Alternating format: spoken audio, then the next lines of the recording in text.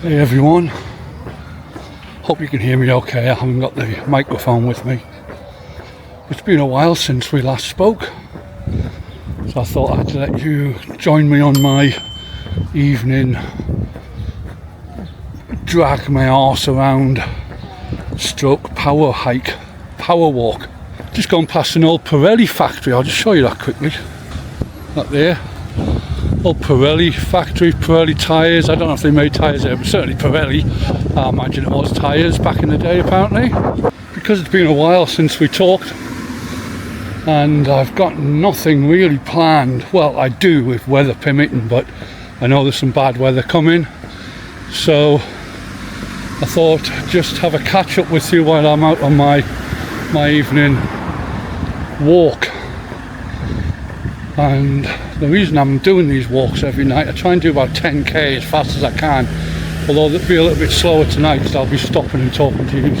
If any of you have been following me on my community posts on YouTube, you would have seen that I've decided to walk the GO11. A stupid idea really, let's be honest, but I like stupid ideas and I like to challenge myself to do stupid things. I'm under no illusions that I probably won't finish it, but I've managed to get the time off work, so I'm going to give it a go. It's a little bit busy here, so I'll catch up in a little bit when I'm further into my walk.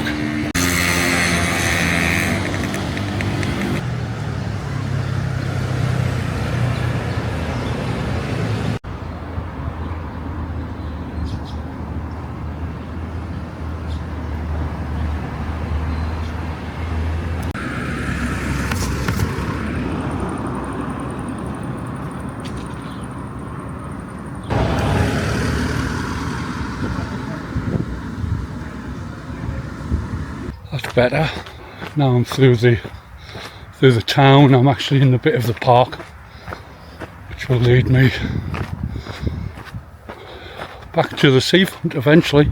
The GO11 in total it takes about 47 stages, but you can link a couple together here and there. Some people do it in ridiculous amount of days. I mean 30 and stuff like that, but they're real hardcore sort of trail mountain runners and stuff who blast their way through it.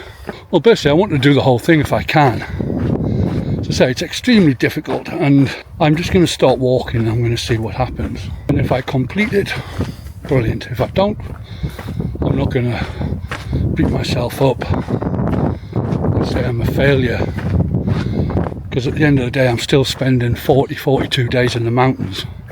But any of you who are new to my channel, or newish, who don't know kind of any of my history, I won't go into the depths of it now, but a few years ago I walked the Camino de Santiago when no one else really could because of the lockdown, and only the internal borders had opened in Spain, but internationally you couldn't travel, still couldn't go in and out of Spain. A few grey clouds over there, that's going to be coming later or tomorrow. I'll talk about that later, about some of the plans that I have. A few birds chirping away. It's a beautiful muggy evening, but it's really nice. Lovely time of day. And one of the reasons I wanted to walk the Camino, well, there were a few really, a few that I wasn't even aware of, which I found out later. But obviously we've been in lockdown for quite a while, and for the last, up to that point, maybe a year or so, we obviously didn't know how long the COVID was going to go on, so I was furloughed from work. And then one day they opened up the borders. Long story short, I walked the Camino when hardly anyone else could, which was a unique experience in itself. And so I started in Pamplona because I couldn't go into France. I couldn't go over the border into France to where the starting point is. So I started in Pamplona and eventually walked all the way to Finisterre, which is about, in total I'd walked about 850, 900 kilometres or something, and that took me about 35 days. And one of the reasons I really walked it was, like many people, some people walk it because of religious reasons, some people walk it for spiritual reasons, some people walking it just because they'd been in lockdown, felt like they needed to get away. I know I'm keep going in the dark, keep in and out of the shade. Hope you can see me okay. But for years and years, I suppose you, like all of us, you have baggage that just sits with you and sometimes can eat away at you. And so the Camino was a way of not losing that, really, shedding that weight, let's say, physically as well as metaphorically. So not only did I lose a load of weight, I was quite fit beforehand, but I came back I wouldn't say a new man. I suppose I came back the real me, without all of that, whatever had been sort of weighing me down. And because no one else was there, it was you had 8, 9, 10, 11 hours a day, while walking on your own, to just think. And sometimes that thinking became quite overbearing, but also very meditative. And I came back, I felt bulletproof. I was on a positive new frame of mind, just a refreshed life, I suppose.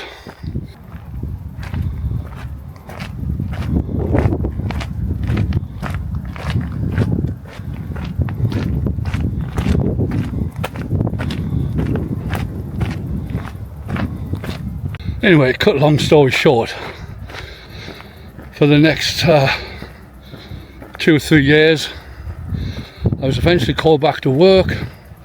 I found myself a place to live in Villanova, where I still am now. Life was going great, amazingly well, couldn't have been going better. So, as I say, if you're new to my channel, a couple of years ago,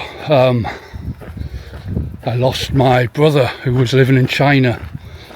He fell off a sort of cliff edge and died. And the next day, the very next morning, I lost my mum, or mam, as I affectionately called her. And whatever bulletproofness I had, and whatever positivity and great life I had, was gone. It was like shattered in pieces, and my whole world stopped basically again. And so, in all honesty, I went back to work too early, try and sort of keep myself busy.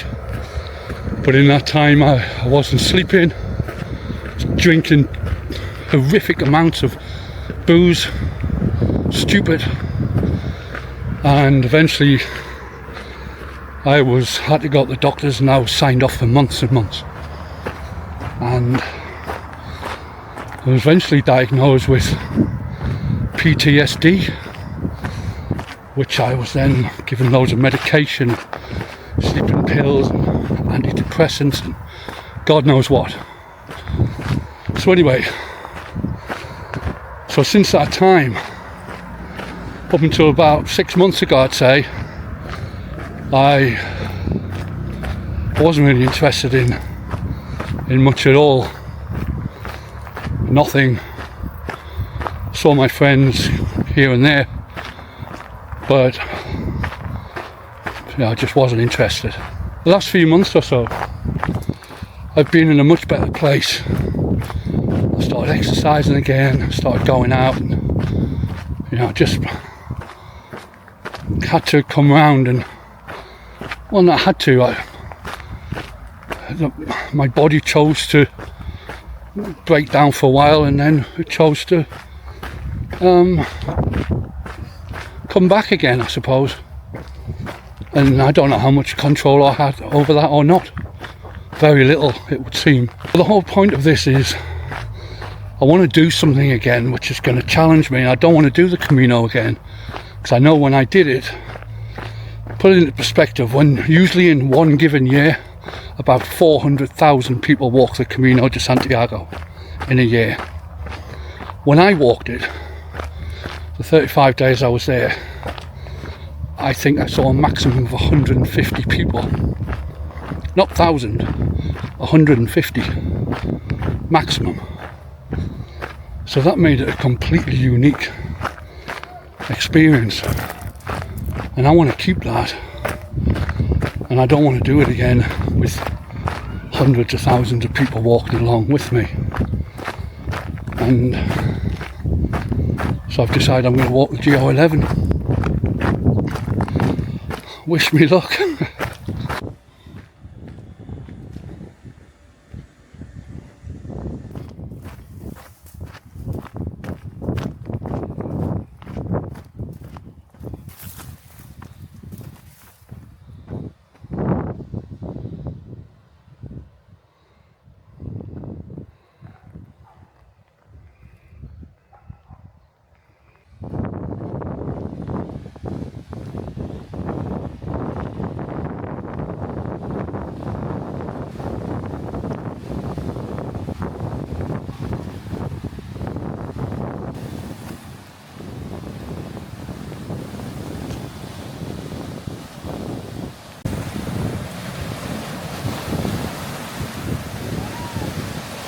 Because where I work, they do this thing called excedencia.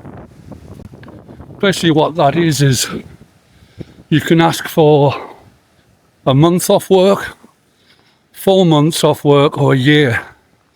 And it's unpaid, but they keep your job open for you when you've had your time off. And so I took a month unpaid, saved some money, and then I also took 2 weeks off holiday just before that excedencia starts. So really I've got about 40, I think I worked out about 44 days. But a couple of those days are obviously going to be travelling.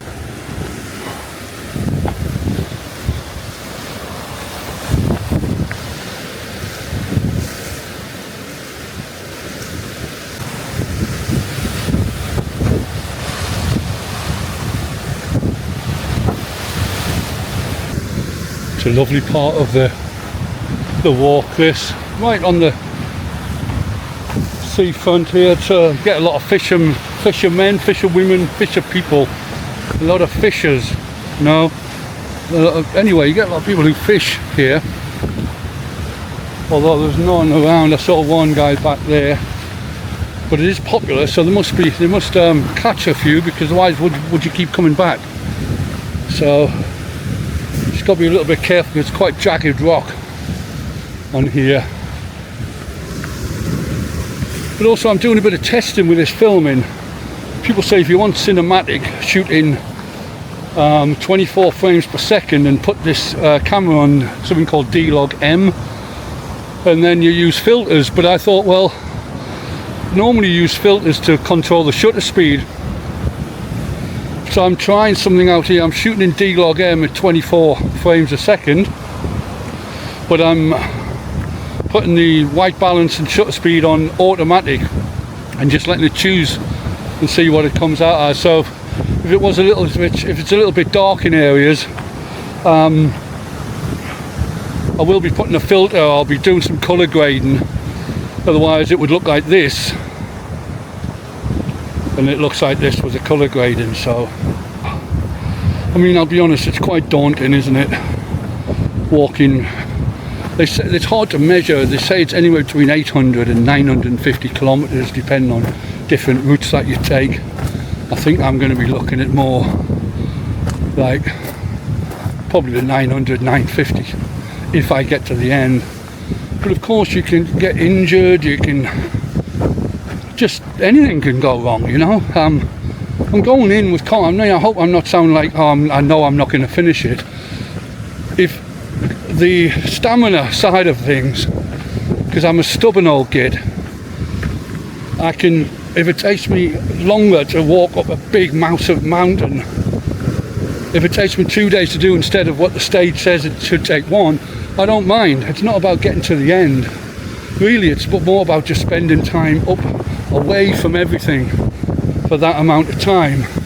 But as I say, I'm going to start walking and I'm just going to see how it goes.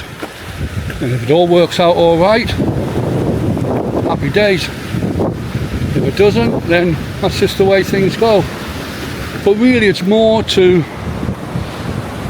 kind of embrace my new sort of peace of mind, or my new state of mind, let's say. I've kind of in a better place where I'm now capable, even thinking of doing it is miles away from where I was before.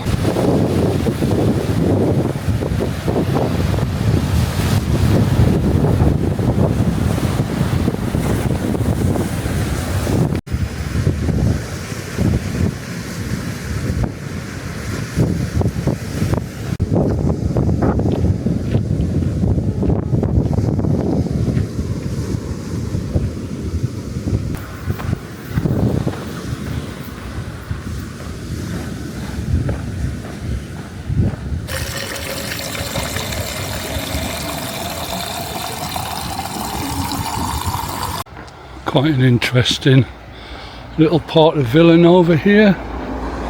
It's closed, you can't get in there, but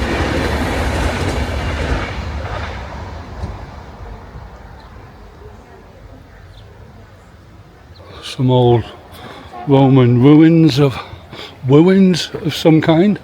Not exactly sure what. I was going to walk along the seafront, but I'm not now. I'm going to I don't like filming people really, or too many people. But the seafront's busy, obviously. We are in the middle of July. So yeah, as I was going to say earlier, so I was going to go, I've been getting stuff together for the GR11. Got myself it's basically the Lanshan 1. It's called the Night Cat. I don't know if it's the same company and they've just changed their name. But I got it for less than €100, 96 euros or something. So I thought at that price it was an absolute bargain. Couldn't refuse that. So I was planning on going camping and giving that a test out this week.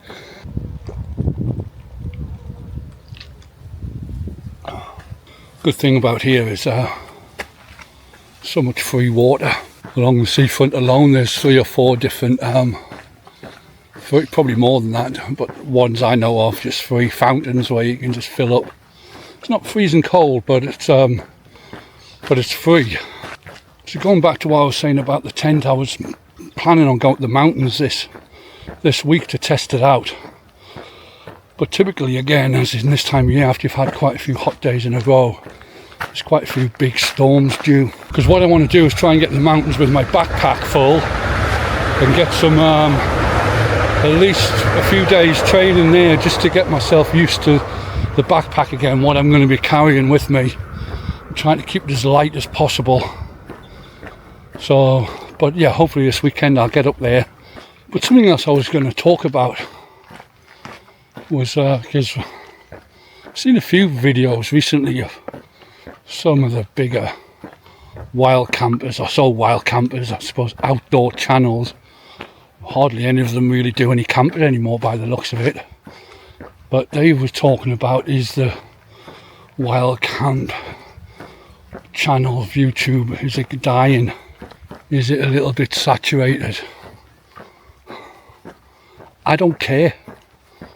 Like, I'm not going to mention names, but there's one kind of biggest channel who kind of gave up his job to do it full time and all he ever does really, from what I can say, I don't subscribe to him, sometimes it just comes up as a recommendation, I just moan about, like, might go back to work, YouTube, when they talk about how much YouTube pays and everything like that. I mean, no one's forcing you to do YouTube. That's how I look at it. And of course everybody would love to go viral and be this huge channel, of course, and make a living from it.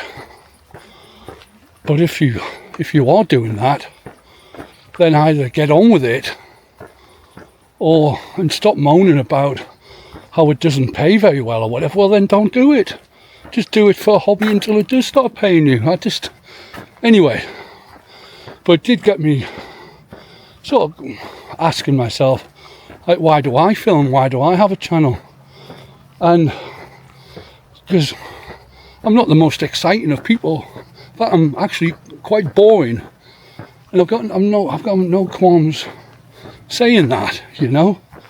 I really don't. But what I like is I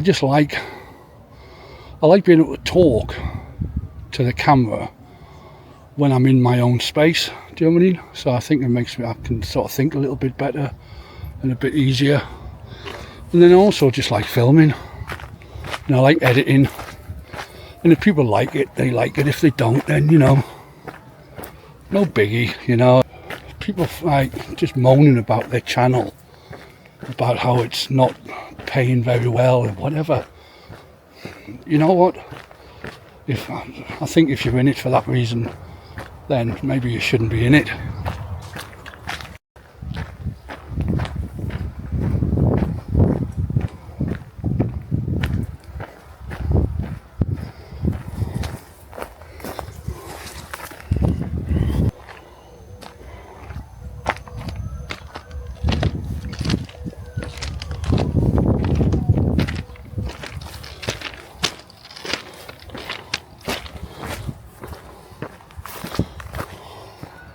I just film because I just enjoy it. If any chance that a video goes viral, then great. But it's not why I have a channel. Everybody who films for YouTube would love to be able to make a living out of it. Don't get me wrong, everybody would.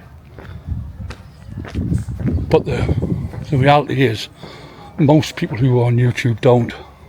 And what is viral anyway? I mean, 1 million views, 20 million. I mean, my haunted video in Scotland's got something like 90,000. But I don't consider that viral. I mean, it's by far the biggest video we've done. And I got a few subscribers from it, but it's not viral. It's not like, it hasn't made me a superstar or anything.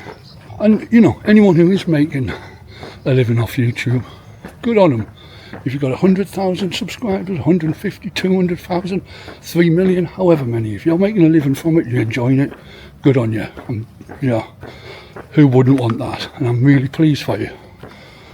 But my gripe with it is when people do get it, they then moan about it. I don't have time for that. And that's why I don't subscribe to them, because it's like I don't want to hear them moan about how they get up every day and literally do what they want, because if they don't work for a living, they just do YouTube. So you literally can get up and do whatever you like, make a video about it, make a few quid. What's not to hike?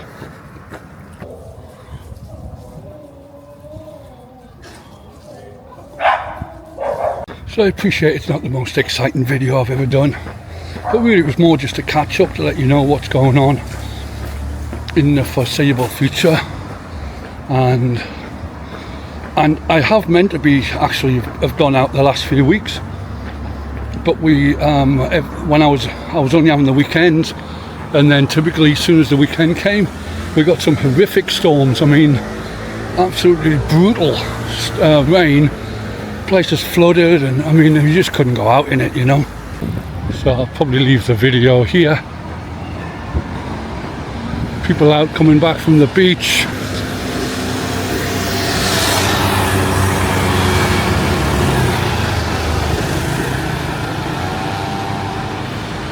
It's actually a beautiful evening. It is a little cooler than it's quite muggy because of that the weather front that's coming in the next couple of days. You can feel the kind of, you know what it's like when you get quite humid and you start to feels quite close, but there is a bit of a breeze which is nice. It's made for a lovely walk. I think I've only done about 8 kilometers in the end, but that's okay.